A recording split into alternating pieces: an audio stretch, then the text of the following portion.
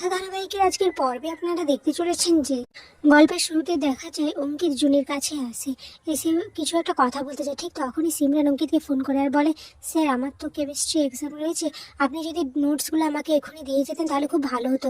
অঙ্কিত প্রথমে বারণ করলেও সিমরান বলে, স্যার প্লিজ আমার খুব ইম্পর্ট্যান্ট। এরপর অঙ্কিত ওখান থেকে চলে যায়, জুনিকে বলে যায়, জুনি আমি এসে আপনার সাথে গুরুত্বপূর্ণ কথা বলবো। এদিকে জুনি তখন ভাবে অঙ্কিত বাবু কেন বুঝতে পারছেন না যে সিমরান মেয়েটা ভালো না। এদিকে সিমরান তো দুটো আইসক্রিম কিনে রেখেছে আর অঙ্কিত চলে আসে ওর কাছে।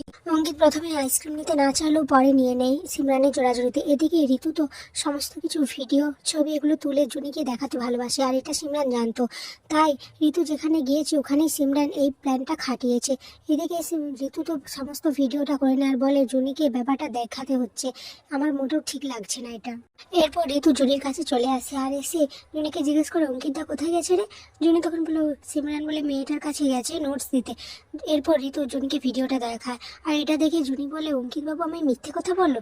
এরপর তো জুনির খুব রাগ হয়, অভিমান হয়, কষ্টও হয় আর তারপর চলে যায় জুনি বাইরে আর ঋতুও চলে যায় ওখান থেকে। এদিকে চিত্রাই সমস্ত কিছু লক্ষ্য করতে থাকে আর মনে মনে ভাবতে থাকে, এবারই সেই সময়, এবার ডিভোর্স পেপারটা ওখানে রেখে দেবো আর জুনি তুমি আমার ছেলেকে ভুল বুঝে ডিভোর্স পেপারে সাইনটা করে দেবে, এতেই আমাদের কাজটা হয়ে যাবে।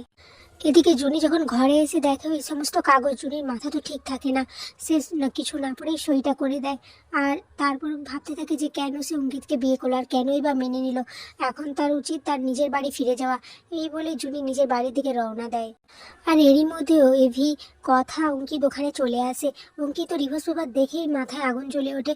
কথা অঙ্কিতকে বোঝানোর চেষ্টা করে, বলে, অঙ্কিতদা এই সমস্ত কিছু জুনি কিছু করেনি, আমার মনে হচ্ছে তোমাদেরকে তোমাদের দূরত্ব বাড়ানোর জন্য কেউ ইচ্ছে করে এই সমস্ত কিছু জাল বিছাচ্ছে। না হলে তুমিই বলো, হঠাৎ করে জুনিকে রেজিগনেশন দেওয়া, তারপর জুনির ফোন থেকে এরকম একটা পোস্ট করা, তারপর এখন আবার তো ডিভোর্স পেপার, কি করে সম্ভব?